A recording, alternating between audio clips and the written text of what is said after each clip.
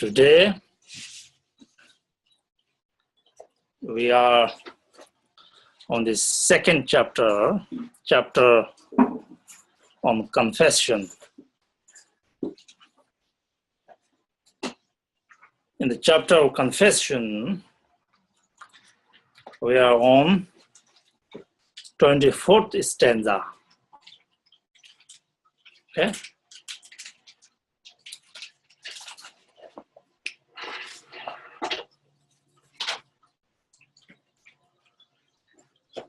So,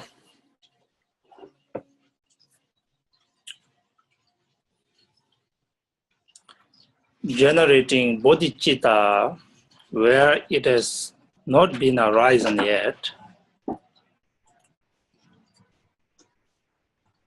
in order to give rise to this genuine bodhicitta, there must be many causes and conditions. When all together,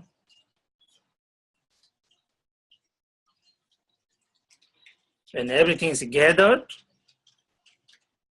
then there's no choice. The bodhicitta definitely arises. Talking about that causes and conditions, Shantideva began teaching 8 branch practices. Right after he talked about the excellences or benefit of bodhicitta, such valuable, such precious jewel like motivations, that which is the cause of all enlightenment. In order to generate that, we must engage into the 8 branch practices. And so far,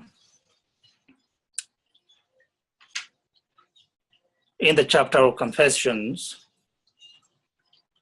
we already discussed the first branch practice, which is offering. So I hope everyone is very clear what offering practice is all about and how offering practice is done. Today, the second branch practice, that is paying homage, prostrating, doing prostration, basically.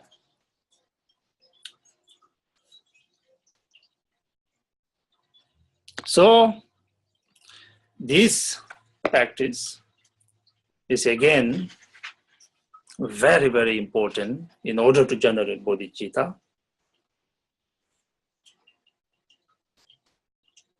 So this practice of paying homage by doing prostration is, of course, very common practice in all Buddhist schools.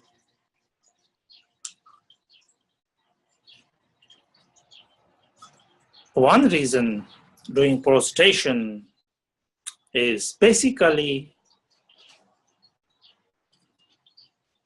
we having this body, speech, and mind. We are simply using this body in a good way. That is doing prostration. From infinite lifetimes up to today, one's body may have been used in so many different ways. But today, we're using this body, paying homage to Buddhas of the past, present, and futures, Bodhisattvas, to all the worthy of paying homage, like the three representations of the Buddha's body, speech, and mind, as well as the place where Buddhas came, Bodhisattvas generated bodhicitta, perform enlightened activities, or Bodhisattvas activities, all the sacred places. To all these, one do prostrations in order to purify the karma related to this body accumulated from infinite lifetimes, as well as paying homage with this body by doing prostration is a way to surrender one's ego-clinging minds. As long as one do not surrender one's ego-clinging mind, obviously the fertile ground, like the field in which you can grow the seed, is simply not there. So, during prostration, we say it's the direct antidote for pride or arrogance, that is driven or direct manifestation of ego-clinging minds. Unless one does something with this strong, very powerful ego-clinging mind, pride, arrogance, the bodhicitta, which is totally for the benefit of all other beings, not even a trace of selfishness, such enlightened mind cannot be taking place. So, paying homage by doing prostration is one branch. So the way we do prostration, as I explained before, after one, making the offering bowls, all the offerings are made, and then traditionally we do 3-time prostrations. 3-time prostration, when one do, first hold your hands together on your forehead, throat, heart, which represents purifying body, speech, and mind. And then we call 5 limbs on the floor. You bow down and touch your forehead, 1, 2 hands, 3, 2 knees, 5. This is common during prostration. And then full length prostration, which is especially recommended in the Vajrayana tantric confession practice, which is your full length, to 3 body, speech, mind with your folded palms, and just slide down, hold your body on the floor, and then repeat that. That's a full length doing prostration. And there basically what I'm here saying is there are 2 ways of doing prostrations, both equally wonderful in terms of purifications, in terms of accumulating merit, but especially the full length prostration. Many people told me, actually, who knows about, physical exercise. They said, full length prostration, there is no better exercise than that. Many people told me that. And I believe that besides all the virtue that we acquire, it is perfect practice or exercise for your healthy body. we all pay so much money and time for doing exercise, going somewhere, but if it can be done in one's own shrine room, with meditation, with devotions, with aspirations, there cannot be any better situation, really. Exercise with your doing prostration is really wonderful. So I would sincerely recommend you, every day, at least 3 times prostration. So that is one branch, doing prostrations. Very important. When one doing prostration, see, not only just doing prostration, but also thinking. In our Hondo practice, we think that in front of all the Buddhas and Bodhisattvas to your right side, all sentient beings related to your father as a father, on your left side as a mother, in front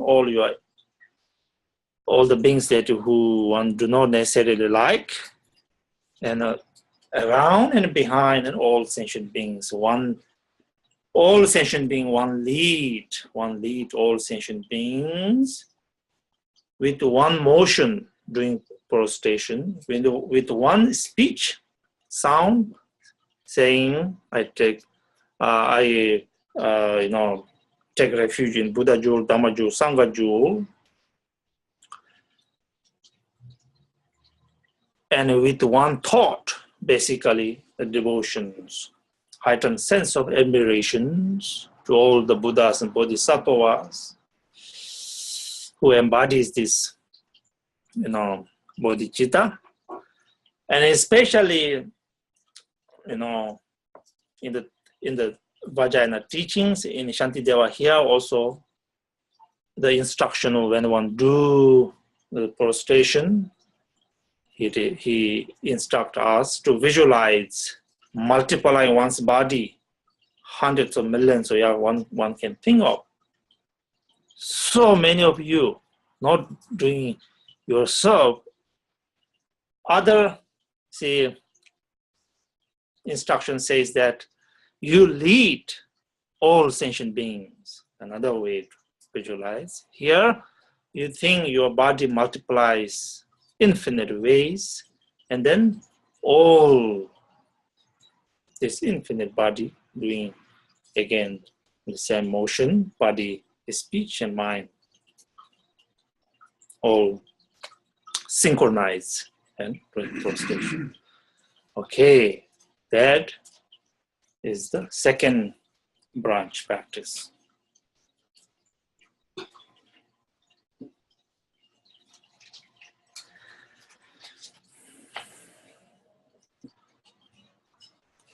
And now, third branch. Third branch is taking refuge. Taking refuge in 3 jewels, Buddha jewel, Dhamma jewel, Sangha jewel. Of course, taking refuge is the gateway really to become Buddhist. One take refuge. In fact, when we talk about what is Buddhist, who is not Buddhist, the definition of being Buddhist is the one who take refuge in 3 jewels are Buddhists, right? That's the definition. So taking refuge means, entering into the Buddhist practice by regarding Buddha as a perfect teacher, Sangha as a perfect companion, Dharma as the perfect path. So that's the way in which one take refuge in 3 jewels. By doing that, when one take Dhamma take refuge in Dharma jewel, there are two dharmas we talk about: Dharma of transmissions and Dharma of realizations. Dharma of transmissions is this teachings about Dharma. You're studying about Dharma, reflecting on the Dharma. And then Dharma of transmission is then one come to realizations of the Dharma. Genuine bodhicitta is born, or genuine compassion, loving kindness, and equanimity, profound understanding of equanimity, and boundless joys. And those are Dharma of realizations, and up to enlightenment. All different levels of realizations are Dharma of realizations. Now taking refuge in three jewels, by accepting Buddha as perfect teacher, accepting Dharma as the perfect path, then one engage into the Dharma of transmissions. By engaging into the Dharma of transmission, through that one come to the Dharma of realizations. Then that is the way how one ultimately take refuge, or one is enter into the refuge. One is saved from all samsaric sufferings or dangers. So basically going for refuge in three jewels, go refuge in Buddha jewel, go refuge in Dharma jewel, go refuge in Sangha jewel. These three, go taking refuge in three jewels. This is the third,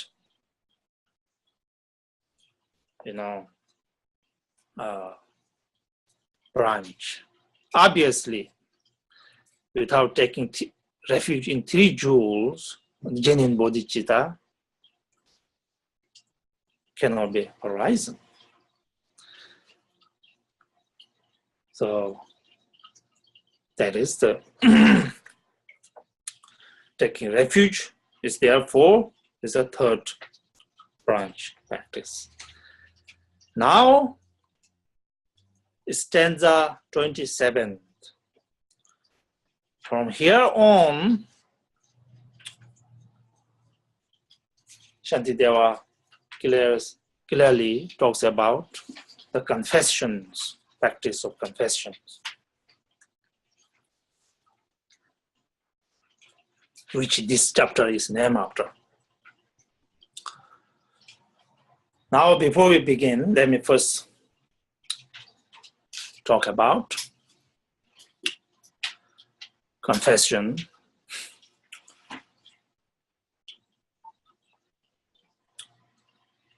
Which is the fourth branch practice. Confession practice is a very important practice. In Mahayana practice, as well as in the Vajrayana practice, even more emphasized, right? By doing confession practice, what it really does is purify all the defilements. That is the purpose of doing confession practice.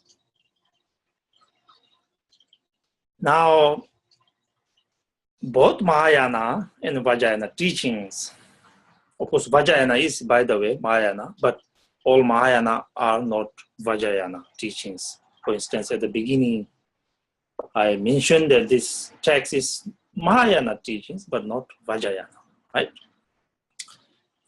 So, Mahayana teachings, as well as within Mahayana, Vajrayana teachings. In these teachings, inherent Buddha nature, the Buddha mind within is very much emphasized.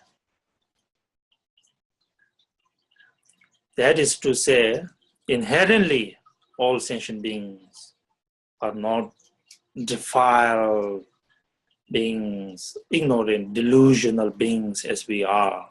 Our inherent nature, primordially pure, and has been pure, is pure, and will be pure, regardless how sentient beings deeply wander in a cyclic existence, so-called samsara. Wander around, but our inherent nature is always pure. Now, what is the problem then? The problem is simply so-called defilements. That defilements are the ones which basically obscure our inherent nature. These defilements, both in Vajrayana teachings and Mahayana teachings, is sometimes emphasized so-called temporary. These defilements are not inherent, but temporarily arising. Buddha nature, sun-like, always shine brilliantly with its rays and warmth. Like that, Buddha nature is here inherent purity with all enlightened qualities.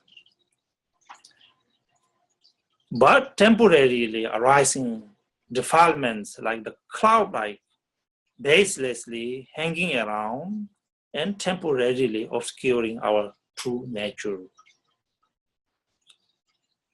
So confession practice, what it does is purifying that temporarily arising defilement. Now speaking of that defilement, we go to identify that defilements. That defilements in the very basic teachings of Buddha, Four Noble Truths, when Buddha talked about the very cause of sufferings are the afflictive emotions and negative karmas that are accumulated in our infinite lifetimes. These are the defilements that we need to purify. So if you ask the question, then what happens if one purifies the defilements? Well, after purifying defilements, Buddha nature simply shines forth. When the temporarily arising clouds are gone away, brilliant sun just shines forth. Likewise, here, the Shantideva's teaching is that when defilements are purified,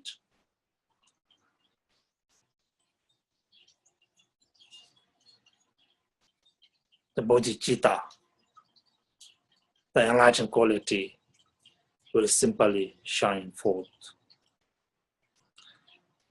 We say, like if a mirror is covered with the dust, if one simply wipe out that dust, reflection simply arises in the mirror.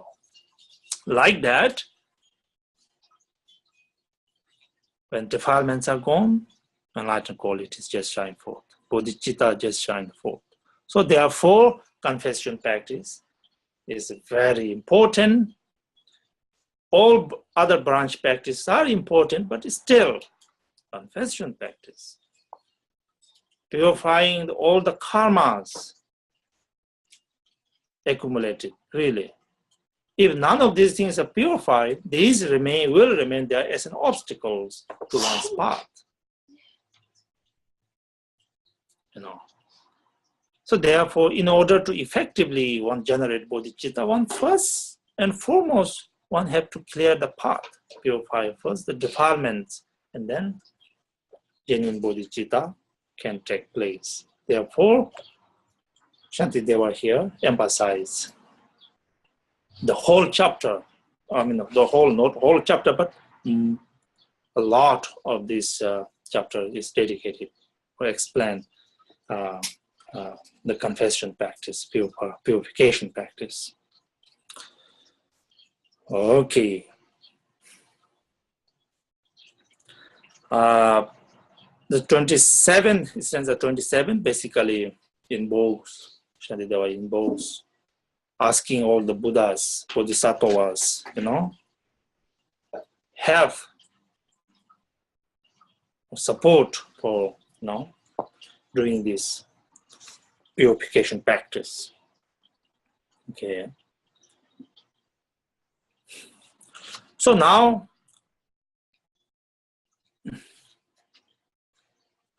from stanza 28 through stanza 46, okay, through from 28 to 46 is the power of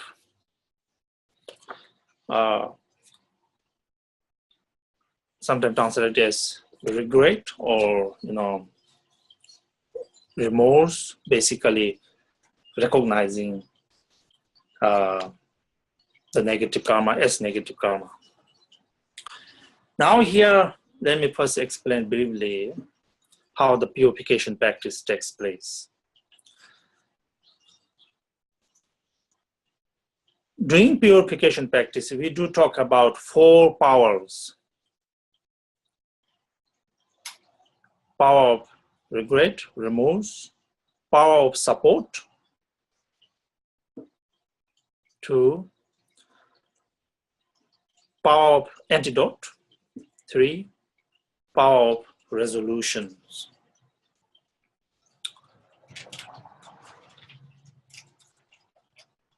So the way in which one purifies all the defilements, negative karmas, obviously we do need lots of power in order to purify that which is from beginningless lifetimes, especially, let's say, in our cognitive defilements. These cognitive defilements, these habits, deep-seated habits, are quite difficult to purify. So, 4 powers. With 4 powers, if one do the purification practice, and we say, and again, the good news is, there isn't any karma, any defilements that cannot be purified. There isn't any. All defilements, any defilements can be purified. But we got to do with 4 powers.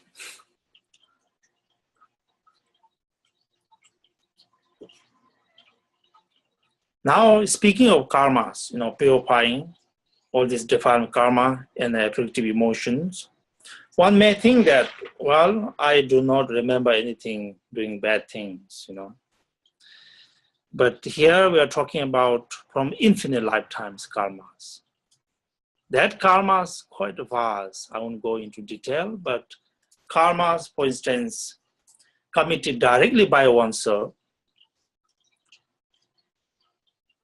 or karmas that one somehow happened to be asking somebody else to do the negative karma. It's all karmas. Yeah. Likewise, negative karmas that when somebody did something, one rejoices in that negative deed. If that happens, that's also karmas. So all these karmas, really. And cognitive obscurations, all these affective emotions, grosser level, subtle level, and deep-seated, everything to be purified. So here, power of regret. What does it really mean, Power of regret in Tibetan term, sunjin bitok. That has a connotation that one really, have this profound understanding that whatever wrongdoing, negative karma one have accumulated, based on these 3 poison we call, this ignorance, based on this delusion or ignorance, whatever we translate it, based on this anger or hatred, or based on this desire, attachment, based on these three, poisons, and one cause suffering in others, directly or indirectly. These, having done so many of these negative karmas, now when one comes to really understanding of Buddha Dharma, real understanding of Buddha Dharma is that you are now profoundly recognizing that these negative karmas are the causes of suffering, and which are in fact wrongdoing, negative. So in order to purify, in order to purification practice, you must recognize that which is the wrongdoing as a wrongdoing, negative karma as negative karma, this afflictive emotion, this hatred, this jealousy, this greedy as in fact the cause of suffering. You somehow come to recognition of that. Without recognition of that, the real purification do not take place. We call tolo shakso, which means I recognize, I truly understand that, I accept that in a sense, and then with that, I confess. Right? So Sunjin Bitop, power of regret or power of remorse has to do with something that all the negative karmas, all the defilements, cognitive defilements are the cause of suffering, and that, one recognize, with that recognition, one now try our best to abandon, to do the purification practice, basically purifying, getting rid of those, which are the causes of suffering, which are the obstacles. Without purifying, those genuine bodhicitta cannot be arisen. So Shantideva talks about all this, So I want you to read. I won't go through reading this. At the same time, Shantideva here talks about the impermanent nature. Shantideva is being very realistic. Now, for us, with the teaching of the Buddha, we recognize negative karma is the cause of suffering. Afflictive emotion is the cause of suffering. So, we must go to do something. We must do purification. Now the problem, the biggest problem for us, for all, is that we do not recognize life as an impermanent. We always think that right now we're busy. Today, at least I have something to do. I'll practice tomorrow. In the worst case, maybe when I'm done with my work, maybe after a month, maybe after a year, maybe after all my kids have grown up, or maybe when I'm retired. Well, that is your plan, but in fact, life isn't like that. Impermanent. We absolutely have no idea how long we can have this precious human life. Now, Shantideva is basically saying is that if you think that this is negative karma, if you have the motivation to purify, time is not tomorrow, but time is right here and now. Do you recognize that is impermanent? So Shantideva gives us the push, do it now. Or we have never done this, or you will leave this world by not doing at all. If that happens, this is sad. As a Dharma practitioner, we do know what's the cause of suffering, what's the cause of happiness, but not doing anything for the cause of suffering, not doing any form of purification practice. So with all the knowledge that one read, so many books, received so many teachings from so many teachers, now if we leave this all knowledge with one's body by doing nothing whatsoever, it is rather sad situations. So, of course, whatever understanding we get from our discussion also, I hope you put into practice. Life is impermanent. That is power of regret. Okay, basically recognizing, and especially when one do certain practice, if there is something that one can remember in life, oh, I should not have done that, but I did it anyway. So these things to remember, recognize your own fault as fault. That's very important. For this practice, she talks about always changing. The very word for Dharma in Tibetan means che. Che means has to do with something change. That changing to take place, somehow recognitions of that fault. That is the beginning of changing or transformation. Okay. Now, let us talk about power of support. Power of support is from stanza 47 through 53. Okay?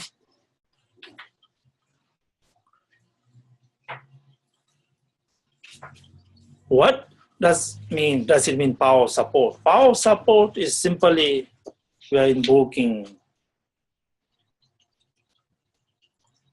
Buddhas and Bodhisattvas' attentions. Those who have purified all the defilements, those who have generated this genuine bodhicitta, we are invoking their attentions. Please look upon us. We go refuge in you.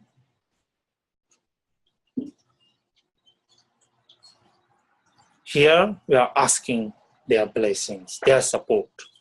So power of support when one do purification practice. Whatever purification practice, we use the support. Support is the power of support is basically all the Buddhas, Bodhisattvas who embodies this purification practice, this purity, this bodhicitta, power of support. Okay? And then next, from stanza 54 through stanza 64 is the subject of power of antidote.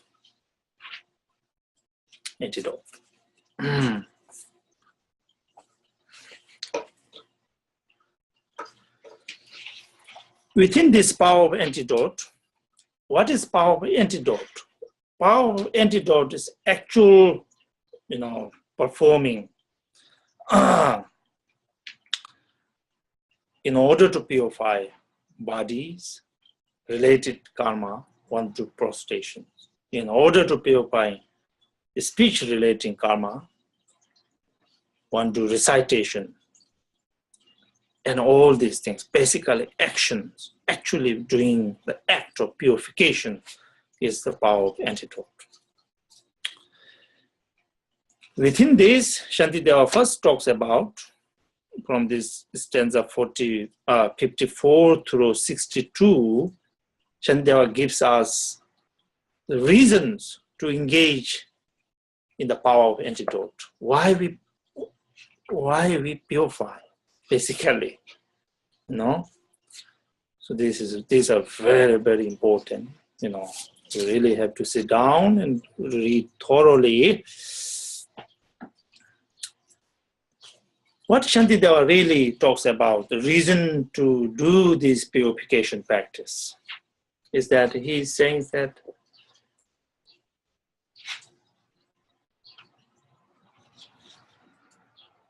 for us, if we have a sickness, so somehow, unless we take care of this sickness,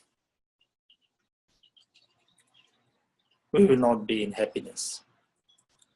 So somehow, in order to be in a good situation, we first have to cure this sickness. In order to cure this sickness, now we have to listen to the doctors and actually have to take the medicines. Here we are talking about the sickness that which cause sufferings, physical suffering or temporarily. That is bad, sickness, of course, bad, but temporary cause suffering. Now let us think about how about all these defilement, really, the infinite lifetimes karmas, all these grosser and subtle levels of affective emotions, these afflictive emotions, really. In fact, these are the real cause of suffering. Real cause of suffering. Your sickness, temporary cause of suffering, but real cause of sickness, real cause of suffering, which really cause you suffering, are these fundamental cause of suffering, which are affective emotions and negative karmas, all these things. So, in order to get over from your sickness, you have to listen to your doctor and take the medicines. Now, this fundamental sickness, in order to overcome from that, you must listen to the teachings of the Buddha.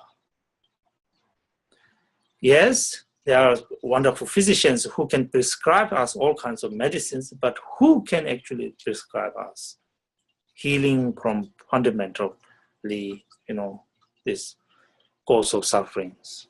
Only Buddha. That's why we say, see, at the very beginning, I encourage you to have these 4 thoughts. I gave you this Buddha's quotation. Buddha said, noble ones, you regard yourself as a sick person. You regard Dharma as the medicines. And practicing Dharma is the way to take the medicines. Like that, right? Basically. So, who is the perfect real physicians? Ultimate doctor is Buddha, Bodhisattvas, who gave us first place diagnose. What is the fundamental cause of suffering? That's the diagnosing. And second, gave us the teaching. Okay, there is a suffering, cause of suffering is there, but if you do this, do that, that's a way to heal it. That is the medicines. Now, we have the doctor, we have the medicine, but still if one do not apply that power of antidote, actually practicing this, if one do not practice, then again, what is the whole point here? Again, Shantideva here reminds us there are a bit of impermanent nature. Doctor is here, medicine is here, but if you do not take that, if you postpone that, please remember this impermanent nature strike at any time. If that happens, so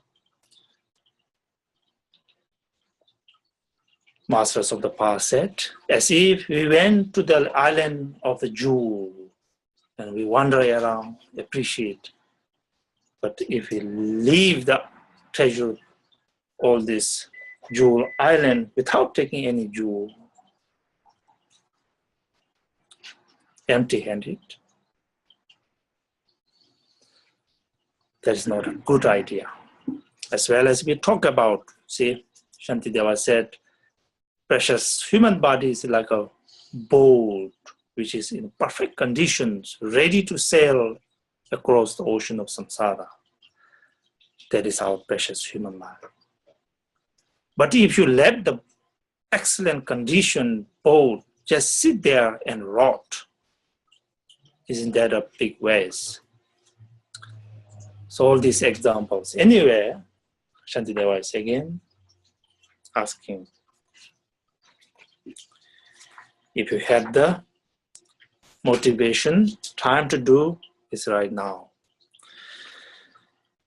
So from stanza 63 through 64, these two stanza is the actual power of antidote. This action. The wrongs that I have done through ignorant stupidity, all actions evil by their nature, and transgressions of the precepts. So here, Shantideva talk about two kinds of negative karma, I should say. First is, actions evil by their nature is basically all the negative karma that we know usually, that which brings sufferings to others, directly or indirectly, whatever suffering we cause, bad actions with this body or with this mind or with this speech. So all these are negative karmas basically, or 10 negative karmas, all these things.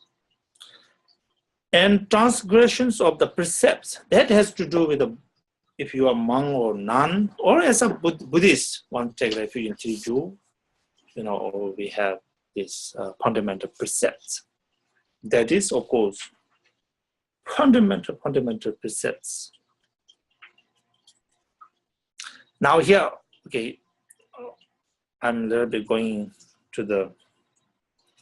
back to the karmas by their evil by their nature. That's not what I'm talking about. Here, transgressions of precepts has to do with not by nature, it's a negative karma, but because you have taken the precepts. That's like, for instance, monks and nuns are not supposed to eat in the afternoon. They can eat everything in the lunch, but not in the afternoon, same food. But that's not really eating food itself. We're not talking about that karma thing, but because you take the precepts, because you promise to keep the precepts, so you go against the precepts. Like poor monks and nuns cannot cut down, something, screens and those things. Anyway, there are lots of precepts that are not by nature, they are negative, but by, because it's the precepts Buddha asked not to do, basically, right? Or this kind of. So basically, Shantideva was, confess all these karmas, all these defilements. Fearing all the pain to come, I join my palms and ceaselessly prostrate, doing actually practice. And everything I will confess directly in the sight of my protectors, the sight of my power of support of the Buddha's Bodhisattva, I confess. Knowingly, acceptingly, with total acceptance. Okay, that is the power of antidote. Now, the last one, power of resolution, we call. Stanza 65 talks about that. Power of resolution has to do with your sincere motivation not to commit any negative action again. Sincere motivation, really. Not anymore.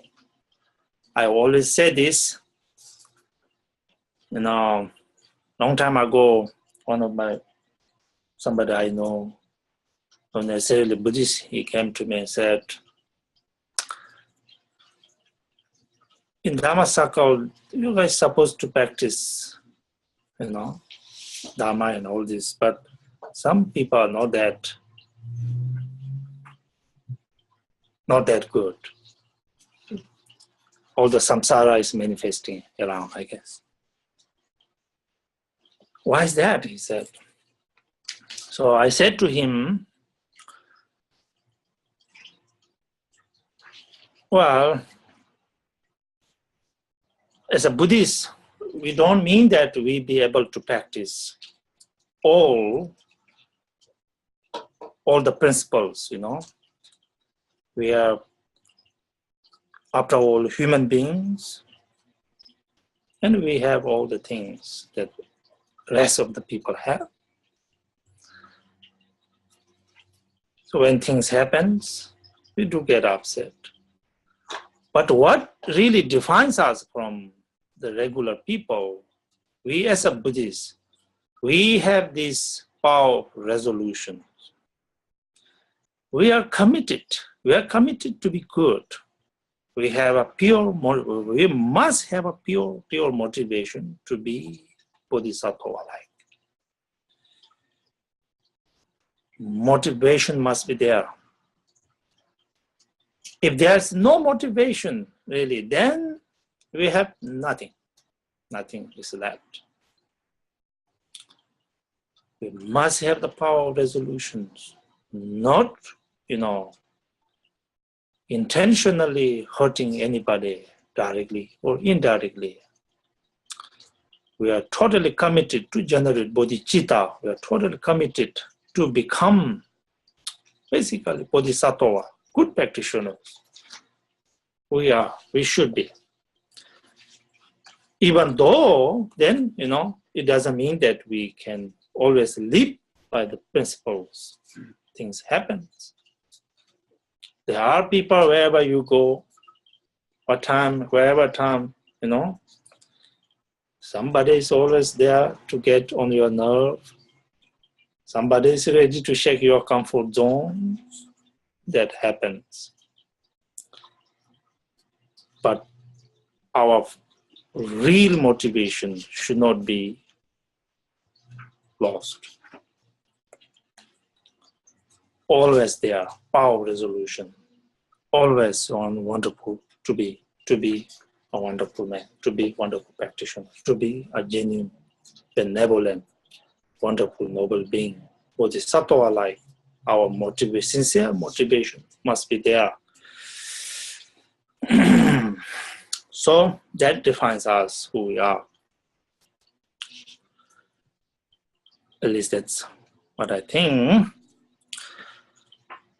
Now I should say here, as I conclude this chapter, in terms of this purification practice, in a Vajrayana practice, we do so-called Vajrasattva practice, right? In that four powers, power of support is a Vajrasattva, power of antidote is actual visualization and recitation of 100-syllable mantra, and the power of remorse and power of, you know, resolutions. So now pretty much we all know how that practice is done. In this practice, one visualize Vajrasattva on the crowns of our head and purify all the defilements. As one recite mantra, nectars flow from Vajrasattva's enlightened body and wash out all the defilements, all the negative karmas. So as a practitioner, see, we are human beings after all. So when people check our comfort zones, things happen. But every day, we say before we go to bed, we must sit for a moment and think about the day. If there's some bad karmas are created, immediately do the purifications before you go to bed. So at the same time, power of resolution, do not forget. We always try to keep our good motivation to be a wonderful human being. So here, very course of generation of bodhicitta is purifying the defilements. When defilements are purified, bodhicitta will be born. Okay. Now, for the rest of the time, we will go through the second chapter.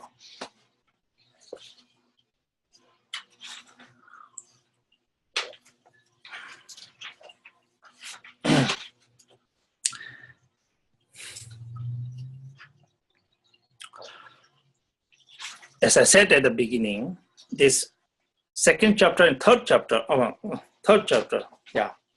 taking hold of bodhicitta is very related, because this is the continuation of what? 8 branch practices. So far we have talked about offering, paying homage, taking refuge, and confession. 4 powers were done. So now the rest. And then actual generation of bodhicitta. Okay. So now, before we begin the chapter, let me first give you a little bit of an overview. This chapter, according to Patu Rinpoche, he divided this chapter into 3 main categories. 3 main categories. First, preliminary practice. Preparatory practice. Second, actual generation of bodhicitta. Third, conclusion, rejoice. The 3 main subjects. Okay.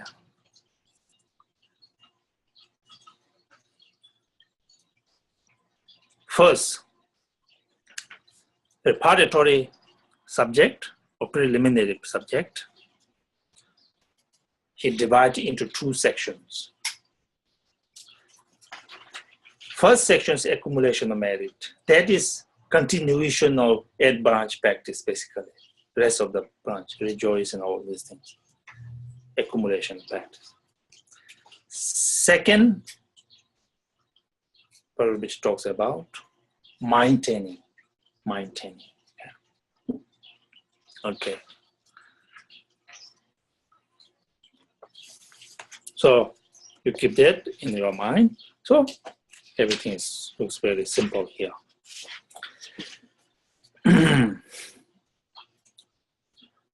So now, where are we? In 8 branch practices. We are now on the 5th, rejoice practice. Rejoice in this talks about from stanza 1 through stanza 4. Now, rejoice is a direct antidote of jealousy. Okay. Now, I must say this. Rejoice is the really easy way to accumulate merit, because all the text instruction says, if you rejoice in others' merit, you will also get that merit. Isn't that a very good news? Just rejoice. Historically, when Buddha was invited by a king, and he offered Buddha big lunch, and at the end of the lunch, when Buddha dedicated merit, Buddha dedicated to the king, and also there was an old woman just came to participate, and Buddha dedicated to this old woman. The merit of this, big offering to Buddha. And immediately the king asked Buddha, why? I offer you all these things, but you also dedicate it to this old woman. And Buddha said, well, you offered this, but this woman was incredible in rejoicing the merit you king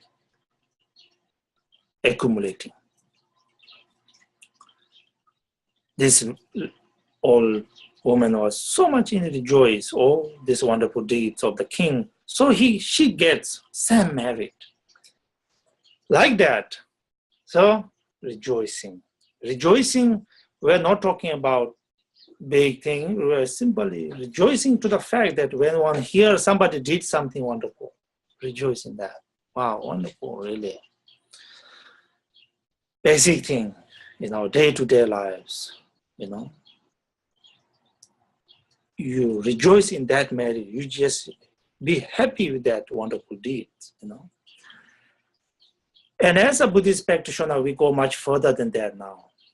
We rejoice all the merits of the Pratyeka Buddha, lower vehicle yanas practitioners.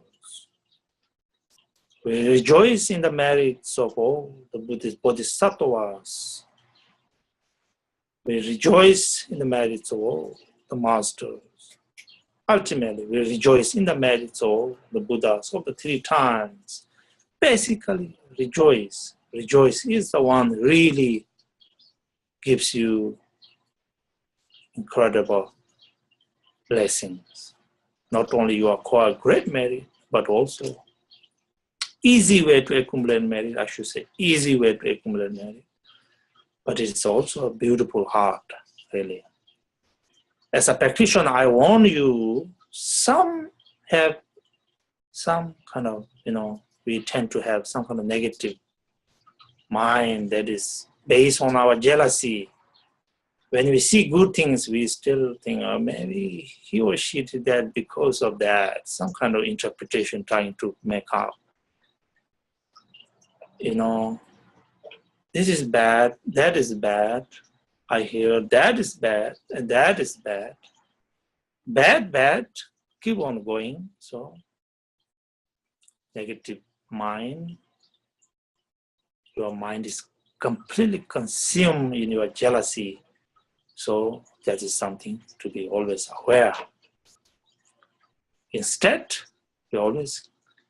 some people naturally have this, rejoice, happy.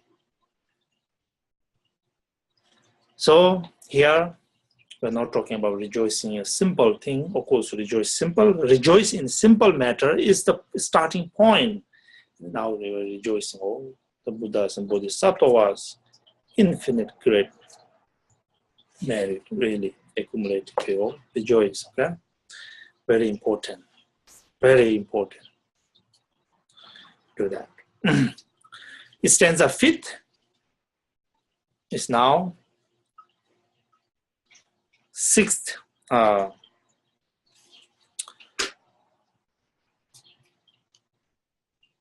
branch practice, requesting the Buddhas to turn the wheel of the Dharma, basically. So in our practice, we visualize all the Buddhas, Bodhisattvas. In that, one thing that, after rejoicing in Buddha's merit, then one requests Buddhas to teach the Dharma, Imagine sometime in our sadhana practice, sometimes we make these offerings, offering of chakra, wheel, conch, all these auspicious offering we visualize, we make. And basically, by requesting to the Buddhas, now Buddhas, Bodhisattva all accept to turn the wheel of Dharma. Isn't that a beautiful thought, really? It's so amazing. Historically speaking, once Buddha attained enlightenment, Buddha himself said to those who asked him to teach the Dharma, Buddha said, Savjituda Sadhumachi, which means the profound, beyond elaboration, and great peace I have found. But if I try to teach this, no one would understand it. Ultimately speaking, Dharma is beyond ordinary words and ordinary thoughts. So Buddha remained 7 weeks in silence. And at that time,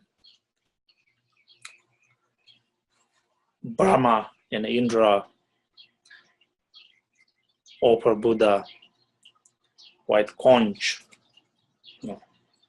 coiling to the right, and then 1,000 spoke wheels offer, and then Buddha started to teach. So basically, like that, his story.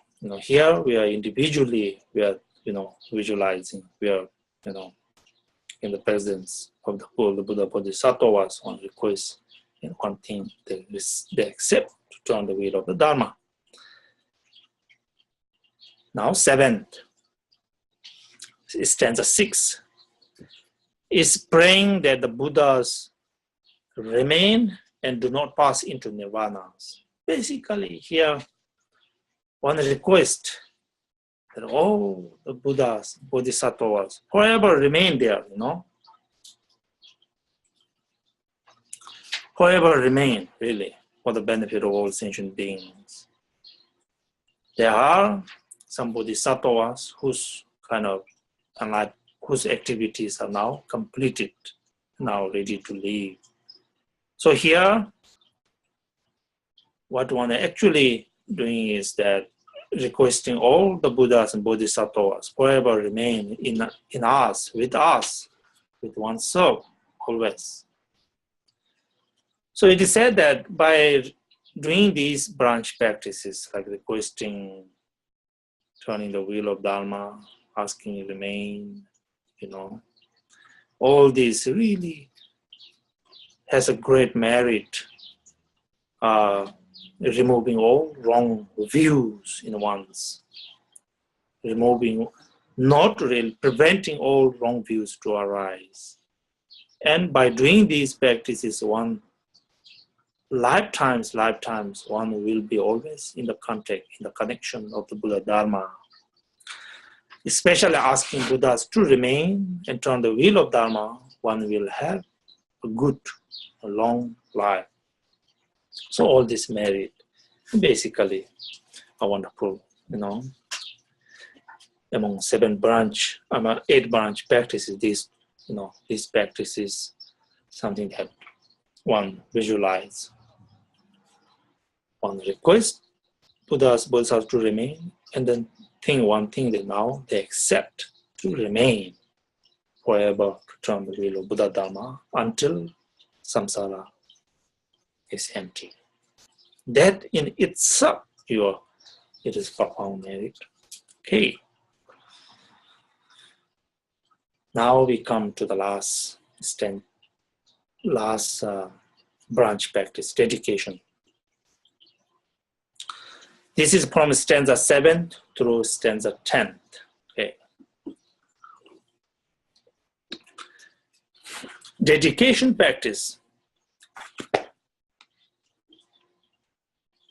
See, Buddhist Mahayana practice that we all do begins with bodhicitta. See, bodhicitta. That's how one begins. In the meantime, how one keep on going is based on bodhicitta. The main body of the practice, we perform on the basis of bodhicitta. Now, at the end, we dedicate the merit, whatever merit one acquire by doing these 8 branch practices. May it be from making offerings, may it be from doing confessions, everything I dedicate for the benefit of all sentient beings. So may they always be happy. May they always, by this merit, may all sentient beings become omniscient. Until they become omniscient, whatever they are in need of, by this merit, may everything appear to them in their needs. So it's a beautiful practice. Okay. Now we are done in the preliminary practice. Accumulation merit part is done. So these 8 branch practices, again, fundamental causes and conditions for generating bodhicitta. Very important. Please keep in your mind. Not only this time, I will say that in every sadhana practice we do, every sadhana practice, for instance, for us, Chenrezig practice, Guru Rinpoche practice, and so on. So all these 7 branch prayers always comes. So some people can think, so many things are going on. What's going on in sadhana practice? So confusing. There's offering, there's confession. There's something. In fact, it's not. It's simply, once you understood this 7 branch, most of the time 7 branch prayer, but here refuge prayer is 8, so 8 branch prayer. All sadhana, this is what's going on. So not only that, as I said at the beginning, one make 7 bowl offerings, sit down, doing 2-3 times prostration, and do the 7 branch prayer. That I translated on the website. The text is available. So I hope by the virtue of explaining this, by the virtue of, you're listening this, I hope you sometime take your day off and do 7 branch practice. Okay. Okay.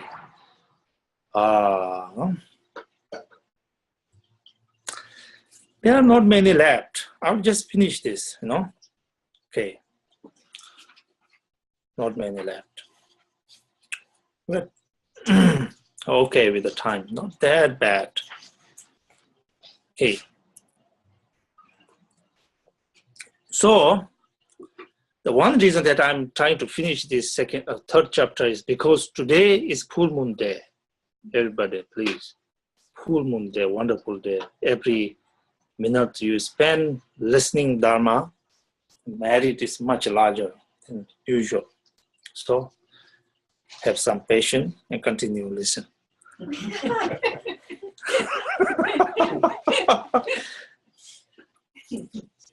It will not take that long, maybe 5 minutes, a little more. Okay, now second, in the preparatory practice or preliminary practice, what Rinpoche said, mind training. Mind training itself has 4 subcategories.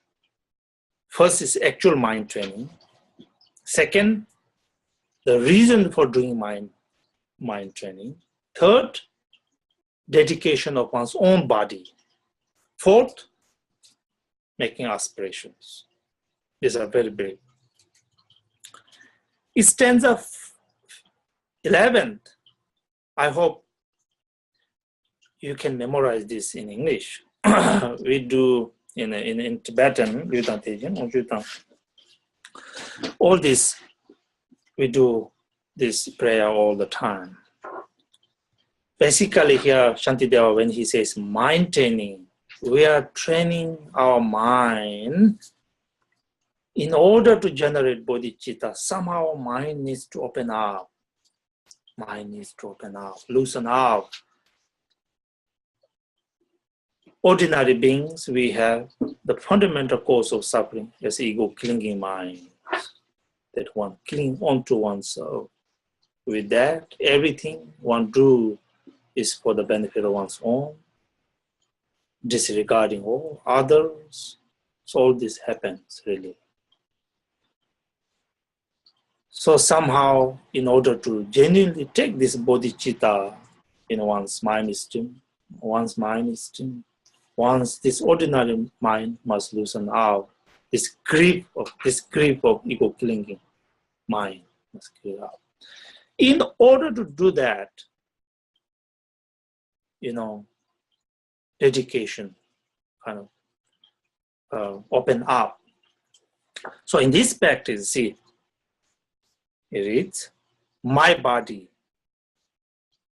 thus all my goods besides, and all my merits gain and to be gained.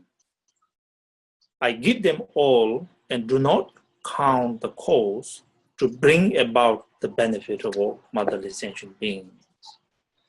What is here, when one clings so much onto, is this body and these possessions one has. And as a spiritual practitioner, one may even have a clinging to one's own Dharma practice, to one's merit. Probably that's what Trungpa Rinpoche meant is spiritual materialism. So here, open up everything, get in touch with this nature of mind. Dedicating all this body, this possession, this merits, everything I have, nothing left behind, really nothing absolutely left behind, to be cling on to be selfish motivation to generate. Everything I dedicate, you know. Very, very powerful mind training, dedicating everything. Okay? This stanza is the main one in mind training. Stanza 12 is the reason for mind training. Now, the second reason for mind training. Why we do mind training? Nirvana is attained by giving all. Nirvana is the object of my striving, and all must be surrendered in a single instant. Therefore, it is best to give it all to others. That is the reason for doing mind training, for giving all. Okay. Third, dedication of one's body. Stanza 13 through 17. Stanza 13 through 17. Dedication of one's body. Dedication of one's body, very important. It really reminds me our Vajrayana practice, fundamental Chö practice. You remember Chö practice? Most of you heard, or most of you have participated. What is Chö practice? Chö practice has to do with giving up using this body. From Chö practitioner's point of view, when we talk about ego clinging, not much, outside ego clinging to that, or clinging to this thing. Everything starts from here, from one's own body attachment. And clinging on one's own body is where everything starts. As long as that attachment, that clinging is cut off, always clinging cannot be cut off outside. So when clinging on the body is cut off, everything is cut off at the same time. Simple. Cutting the root of suffering, so to speak. So therefore, Chö practitioners, I usually say this, very excited. They even do 4 times a day, so-called feast offering, making this body as an offering. Knowing the fact that this body, cherishing this body, cause lots of sufferings. Clinging to this body cause lots of sufferings in this world, in this samsara, wandering. So this body can be also, as this body played an important role in wandering in samsara, this body can be also played an important role in our spiritual path, realizations. So therefore, Chö practitioners giving up own body. So here, Shantideva also, that same, understanding, realizations, Shantideva, in order to generate this bodhicitta and work for the benefit of all sentient beings, without any kind of, selfishness, he must give up, all his body, his speech, mind, and everything for the benefit of all sentient beings. He dedicates. He really, dedicates. Once he dedicated his body is not anymore his body, so to speak. If that happens, then body is yet another, body, but there's no clinging, ego clinging mind that you defend so much that if anybody may comment on my body, you and me, we are in big trouble. Something like that kind of attitude would be absolutely gone. So, dedicating all his body. Okay. Now from stanza 18 through stanza 22nd. From stanza 18 through 22nd, 22.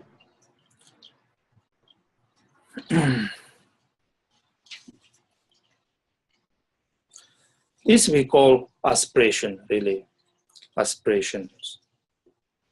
The fourth one, within this. Mind training, actual mind training, need reason for maintaining, dedication of one's body, 3, and aspirations. This aspiration really, is the aspirations, embodiment of us, epitome of aspirations, so to speak. Bodhisattvas make aspirations, all sentient beings, whatever they are in need of, may my body or may my merit appear to them as this, as that, whatever they are in need of. This is, in fact, a beautiful, wonderful, Bodhisattva's aspirations.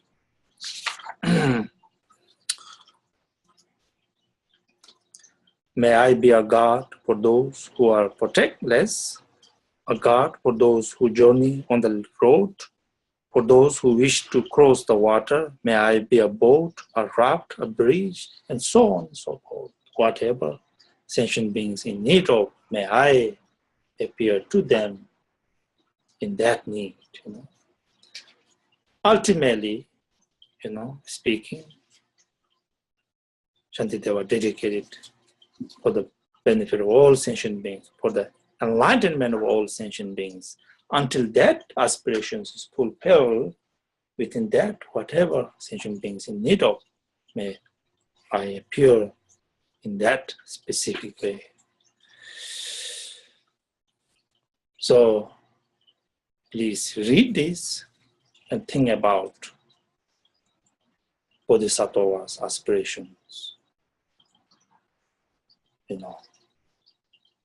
So amazing.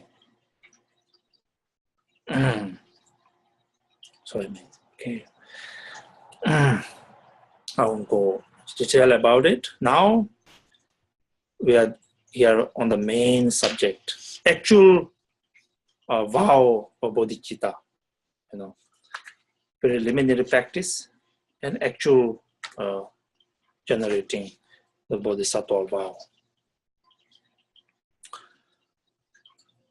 Actual generating bodhisattva vow from stanza 23 through 24. Okay.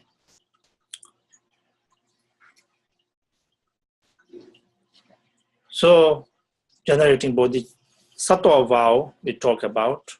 First of all, there are two bodhicitta. Remember, bodhicitta in intention, or sometimes translated as bodhicitta of aspirations. And sometimes bodhicitta of aspiration, bodhicitta of application. There are two bodhicittas. So we are taking that, these two bodhicittas vows. Here, different ways to take bodhicitta, actual vow of bodhicitta, in front of a master who leads, who gives bodhicitta vow, or one visualize the deities, Buddhas, Bodhisattvas, who embodies this bodhicitta, and then at least have some, representatives of the Buddha's body, speech, and mind, like a statue or tanka, picture of Buddha, and in their presence, one take this bodhisattva vows. Okay. Now here, it is just as all the Buddhas of the past have brought forth the awakened mind, that is bodhicitta in intention. And in the precepts of the bodhisattvas, step by step, about and train, that is bodhicitta in applications. Likewise, for the benefit of beings, I will bring to birth the awakened mind, that is aspiration bodhicitta. And in those precepts, step by step, I will abide and train my soul. So these two Bodhisattva vows, bodhicitta in intention, bodhicitta in application both, one, you see.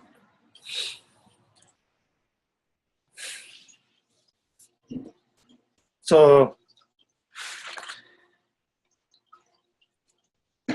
the text in which go along this, we have on the website. Please go on there, and if you want, print that out, and to do this bodhicitta vow is very important. Especially like today, it's full moon day, new moon day. On the 8th day, those days are very important days for renewing one's bodhicitta vows, or bodhisattva's vow, whatever you call it. Especially, see, when one know that even though one have these aspirations, one could not kind of live by that principles. There has been somebody who checked my comfort zone. So if that happens, to doing this practice is very important. So in order to do that,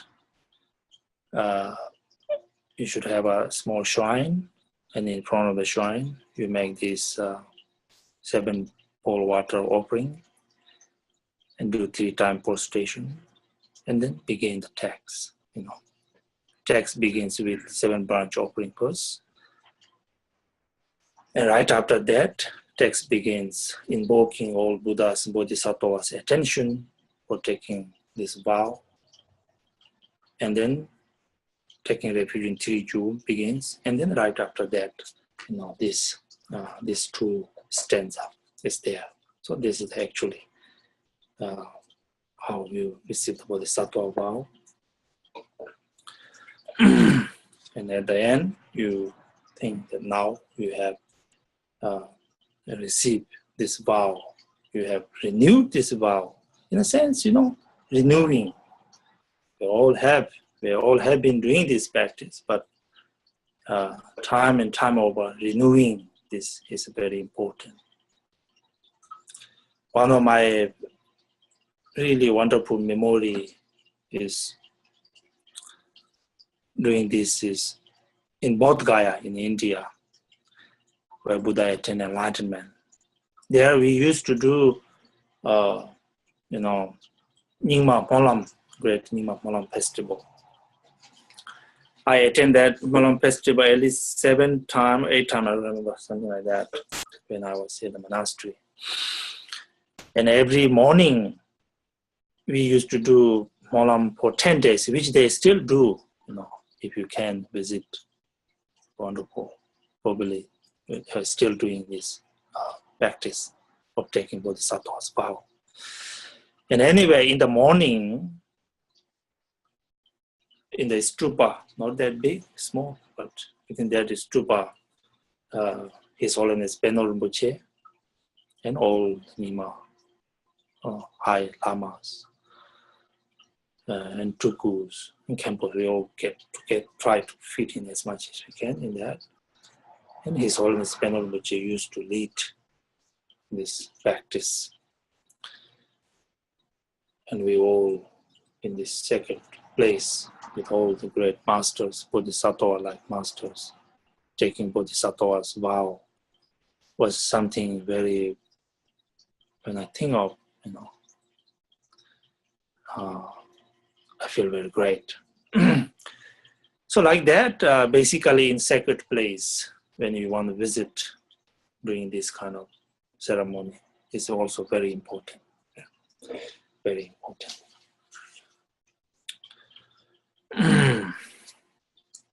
So again, as I said, renewing sort of thing, reminding oneself, renewing this practice is very important. And I hope you do that, especially on full moon day, new moon day, and other days. Okay. So now that's it, the conclusion of the chapter. Conclusion of the chapter is rejoicing. Rejoicing in one's own merit, asking others also to join in rejoicing. From stanza 25 through stanza 33 is a rejoicing. Shantideva now rejoices in his own merit. Rejoice, as I said at the beginning, very important. It is sort of completing the work. Once you did it, wonderful day, you rejoice after that. That brings the action, the karma into completion. Here, Shantideva really rejoices in his own merit. Or whoever take Bodhisattva's vow, rejoice in their merit. It's like he says, for I am like a blind man who has found a precious gem inside a heap of dust. And for so, it is by some strange chance that bodhicitta has been born in me. So all these things, basically rejoicing in one's own merit. And last, stanza 34 is asking others also to rejoice in one's merit. So basically rejoicing, being happy. Now bodhicitta has been generated. The seed of enlightenment is generated. From this moment on, whatever one do will be cause of enlightenment. Enlightenment of all sentient beings. Seed of enlightenment, seed of happiness is now taken place. Now we all future Buddhas. So in that, one simply generate joy, be happy. And especially if one have just a little bit understanding of bodhicitta, one will have a strong transformation in one's mind stream. So I hope we will have that.